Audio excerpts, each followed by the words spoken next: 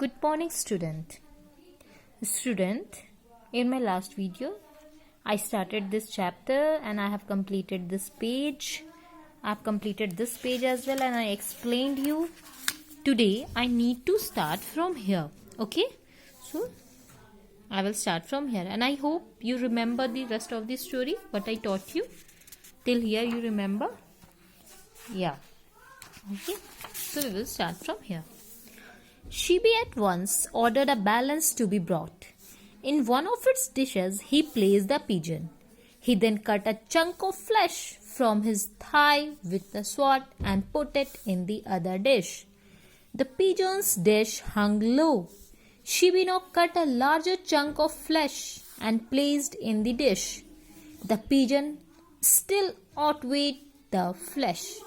Shibi kept carving his body until there was barely any flesh left around his bones. The balance was still heavier on the pigeon's side. Finally, Shibi himself mounted the dish, hoping to equal the weight of the bird.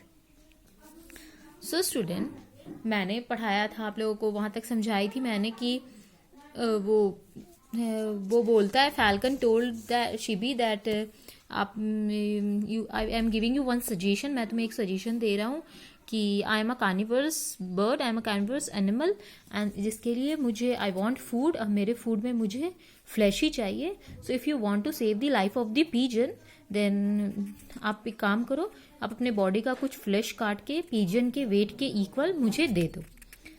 तो फिर क्या होता है, शीबी think for a while, वो थोड़ी देर के लिए सोचता है, फिर वो ऑर्डर करता है कि बैलेंस को बुलाने के लिए. फिर ऑर्डर देता है अपने सर्वेंट्स को कि go and bring a balance. Balance you know तराजू, व्हाट वी से, this is balance. Okay, this is called balance. आप सब देखे होंगे. फिर बैलेंस आता है और बैलेंस की एक डिश में ही प्लेस द पिजन. एक डिश में, बैलेंस में हमेशा दो डिशेस होते हैं, तो एक डिश में शिबी ने पिजन को प्लेस कर दिया ताकि उसकी वेट के इक्वल ही वेट, पिजन के वेट के इक्वल फ्लैश देना था. फैल्कन ने ऐसा कहा था. ठीक है, तो पिजन को एक डिश में प्लेस्ड कर दिया. और फिर शिबी ने क्या किया, he cut a chunk of flesh. Chunk means you can say the piece of solid piece. Okay, तो he cut the solid piece of flesh from his thigh. So you know what is Thai?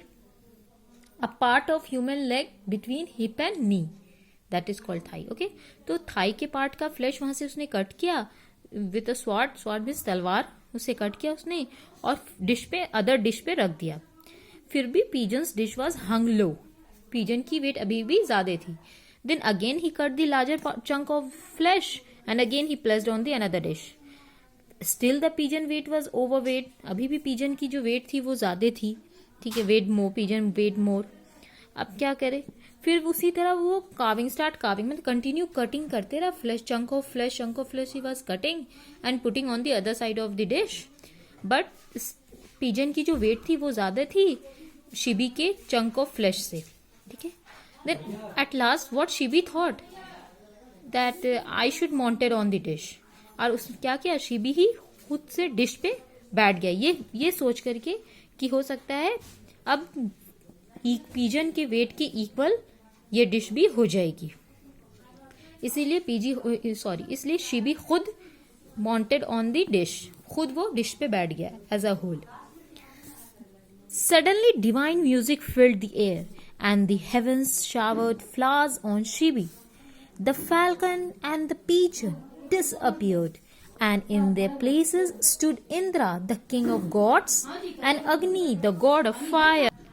तो अब क्या होता है बच्चों, अब वो तो किंग शिबी ऑलरेडी बैठ चुके हैं दूसरे डिश पे एज अ होल. फिर सडनली एक डिवाइन म्यूजिक, रिलीजियस म्यूजिक, और you can music which is related to gods, वो म्यूजिक बजने लगा और हेवन से फ्लावर शार होने लगी, ऊपर से फ्लावर्स गिरने लगी शिबी के ऊपर. और जो फैल्कन और पिजन थे वो अचानक से गैप हो गए और उनकी जगह दो गॉड आ गए.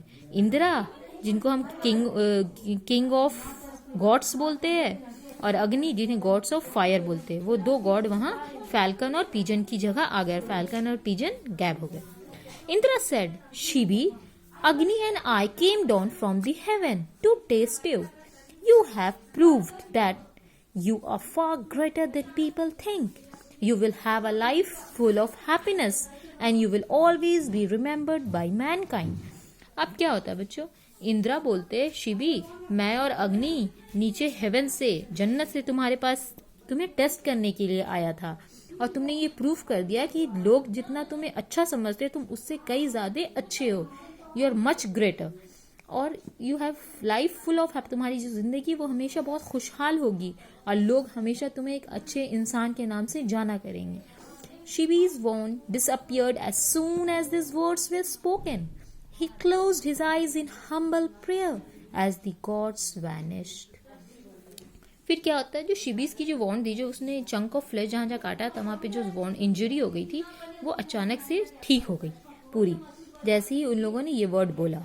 और फिर शिबी ने अपनी आंख बंद की और प्रेयर किया, हम्बल प्रेयर, मॉडेस्ट प्रेयर, और उतने ही में गॉड वैनिश हो गए. गॉड भी डिसअपियर हो गए, गैप हो गए.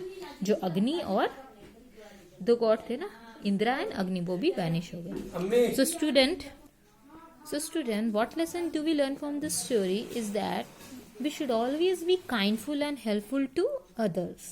Okay, story आपको समझ में आ गई है? Okay, I will give you the note for this and you have to do in your notebook. Thank you.